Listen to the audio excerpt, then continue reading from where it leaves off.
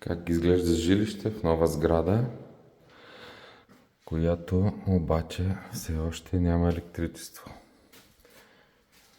Това е един от рисковете при покупка на ново строителство. Да си закупиш апартамент, да извършиш всички ремонти, да го заведеш, да си почти готов, да имаш разрешение за ползване и този имот да не може да ти носи доход. Това се случва, когато монополните органи, които отговарят за електричеството в сградите, не умеят да подкрепят бизнеса и не свършват работата си на време. Така всички инвеститори страдат от това нещо, влошават се отношенията, бизнес средата и това нещо е вече дълги години, още от предната криза 2007-2008 беше същото положение. Това нещо демотивира собствениците, както мен в случая.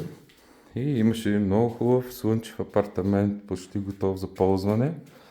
Имаш наематели и не можеш да го пуснеш на пазара. Ето това се случва.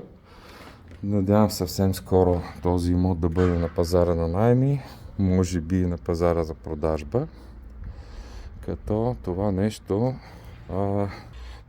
не мога още да преценя коя е по-добрата идея.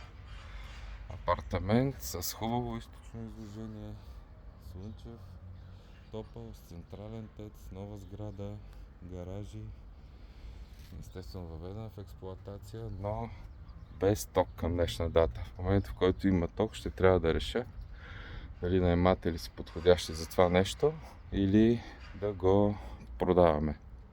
Ако има по-добри инвестиции, естествено, че всяко нещо е на пазара, докато не се реши нещо друго. Ето вижте една хубава гледка, самолети и там е луната.